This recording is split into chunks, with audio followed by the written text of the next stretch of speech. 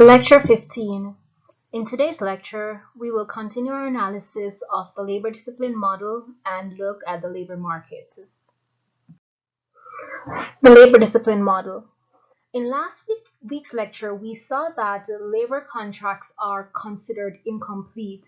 One of the reasons that labor contracts are considered to be incomplete is that effort is non-contractable.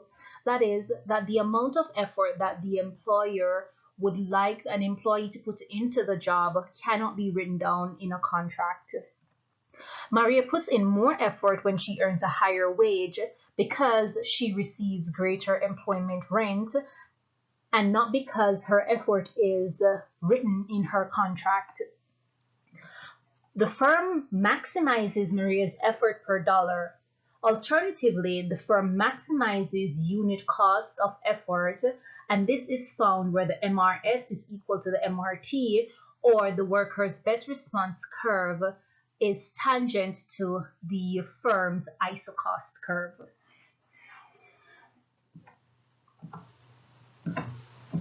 The firm offers a wage of $12 per hour. This offer of wage of $12 per hour corresponds to Maria putting in 0.5 effort. This represents a Nash equilibrium. The Nash equilibrium in this model is found where the MRS is equal to the MRT, and that is point A on the graph. In the Nash equilibrium, Maria is putting in 0.5 effort and the firm pays a wage of $12 per hour. The employer is maximizing its profits by paying the optimal wage given Maria's best response function. Maria is maximizing her utility by exerting the optimal level of effort given the wage offer. We have a Nash equilibrium, and neither the employer nor Maria has an incentive to change their behavior. Involuntary unemployment is one of the characteristics of labor markets. We assume labor Maria would be unemployed for 44 weeks if she were fired. But the model also implies that there must be a period of unemployment. What if this weren't the case? What if Maria got fired and immediately got another job? Imagine an economy where all employers paid a wage of $12 per hour, all workers put in 0.5 effort, and there is no unemployment. Would there be an equilibrium in such an economy? Actually, there could be no equilibrium in this economy. Workers would be better off putting in less effort, and employers would also be better off paying a higher wage. That is, both workers and employers would have incentives to change their behavior, so there could be no equilibrium in an economy where there was no unemployment.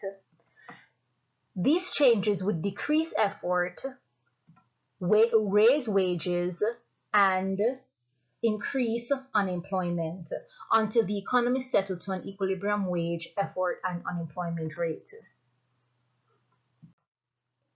Let's put the model to work. Let us examine some scenarios where we have changes in the economy and see how these impact the best response function. Changes in economic conditions or public policy shifts workers' best response functions.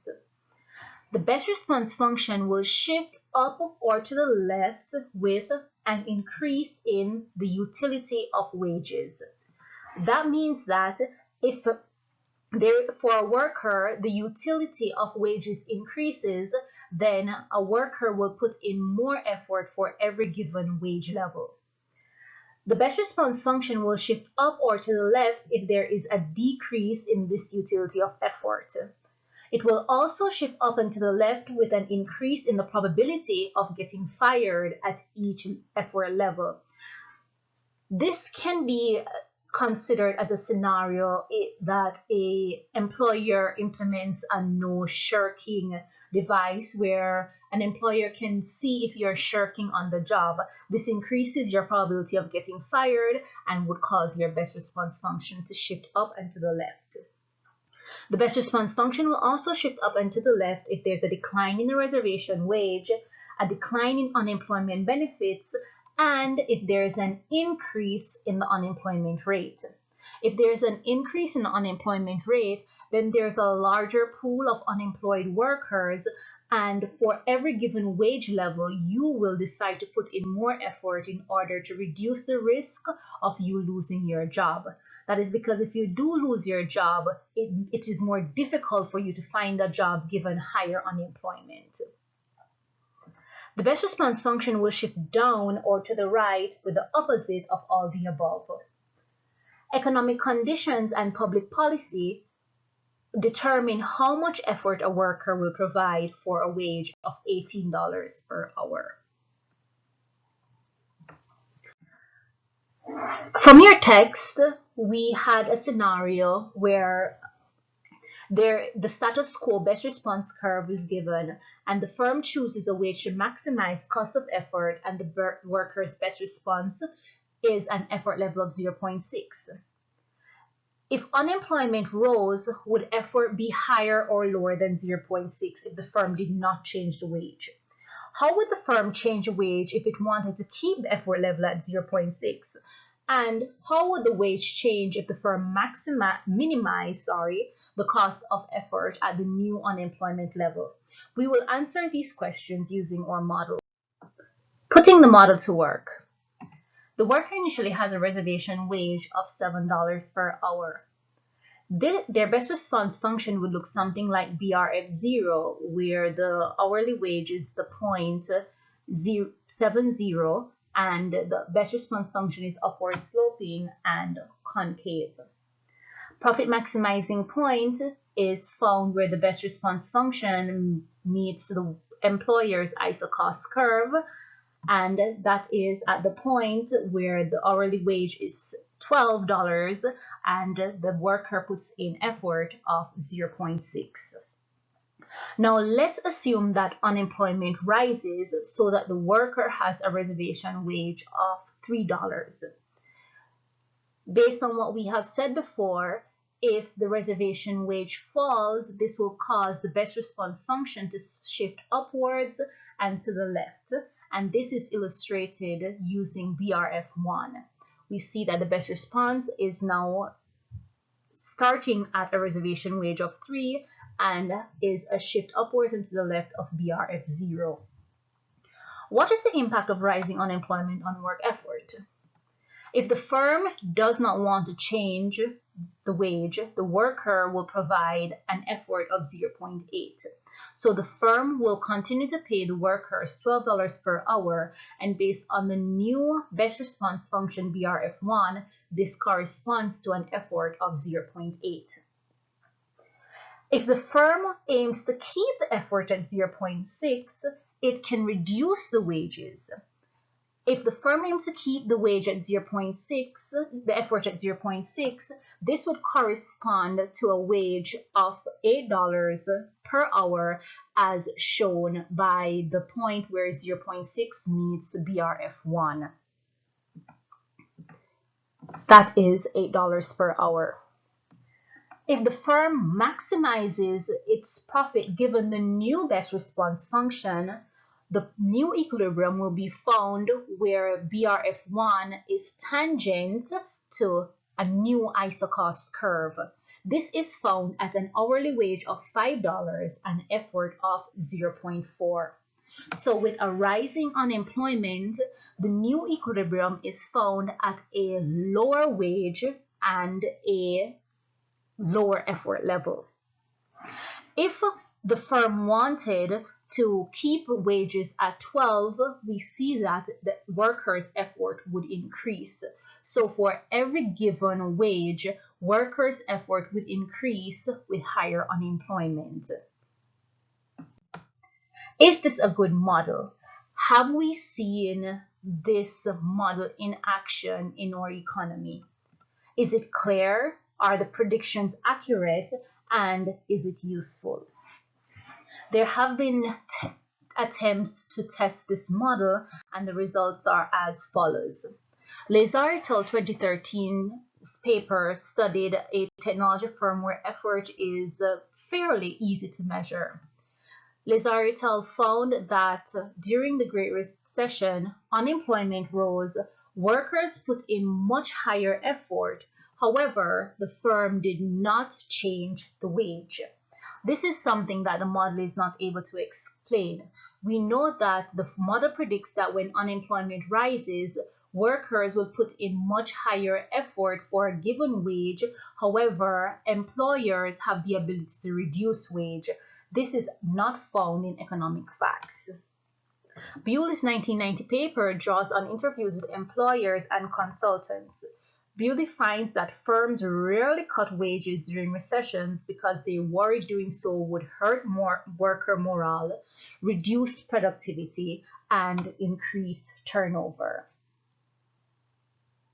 So we see that while this model is very useful in explaining how workers and employers choose their effort and the wages, there are aspects of the economy that the model cannot explain. So far, we have been looking at the behavior of capitalist firms. Worker cooperatives provide an alternative to capitalist firms.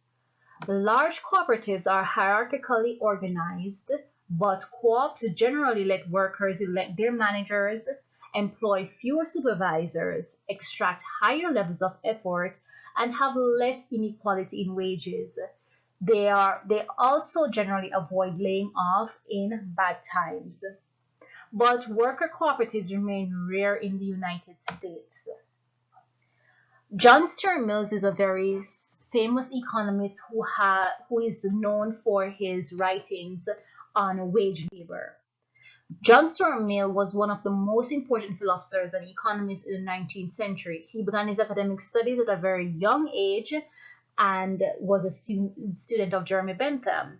In his textbook, Principles of Political Economy, he criticized wage labor, saying that to work at the bidding and for the profit of another without any interest in the work is not, even when wages are high, a satisfactory state to human beings of educated intelligence. By saying this, John Stuart Mill is clearly pushing for the case of more worker cooperatives, more situations where the employees have more power in the firms, where employees are able to elect who their managers are, and there is less inequality in wages. In scenarios of like worker cooperatives, workers have a greater incentive to put in more effort, and it is not working at the bidding of another for profit, for another's profit. So John Stuart Mill here, we can say that in his book Principles of Political Economy, there is a clear case for more worker cooperatives, but we don't see that in today's world.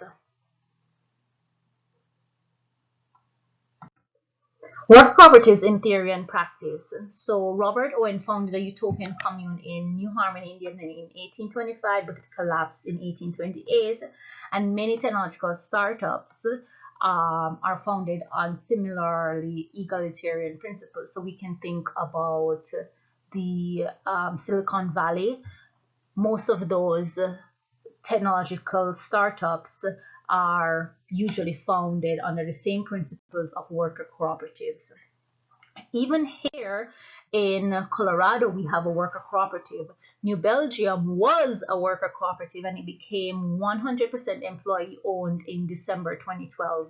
Employees voted to sell their shares to the Japanese conglomerate Kirin in November 2019. We can see that there are many benefits to having a worker cooperative, and at New Belgium, some of these include 100% coverage for co-workers' healthcare premiums. We also see that there is free on-site medical clinic for co-workers and dependents. There is paid time off, there is profit sharing, and of course, there is a 12 pack of employee beer per week. Don't we all love that? So we see that there are many benefits to having cooperatives. Employees get a higher share of the profit, and there's a greater incentive to put in more effort in worker cooperatives. Principals and agents. The labor market is characterized by incomplete contracts. We have said that many times before, but this is a principal agent problem. Both the employer, who is the principal, and the worker, who is the agent, care about work effort. However, work effort is not specified in the contract, and this is due to the difficulty of measuring effort, the unverifiability of information, absence of judiciary, uncertainty about the future, and preferences for incomplete contracts. So, in an employment contract that you will sign, your employer will not state the effort that you are required to put in because, one, how does your employer measure the effort that you put in? You can tell your employer that you will put in the most effort that you possibly can, but can your employer actually verify this information? If your employer decides that you are not putting in enough effort, can your employer take you to court and have a case for firing you because of lack of effort? Also, there is uncertainty about the future things that your employer may want you to do, and this creates a preference for incomplete contracts. The principal agent problem leads to a labor market equilibrium with employment rents and persistent unemployment. So, because there is this problem between the principal, who is the employer, and the agent, who is the worker, we will have an equilibrium where you will get, as the agent, you will get some employment rents, and there will also be persistent unemployment, which we term involuntary unemployment.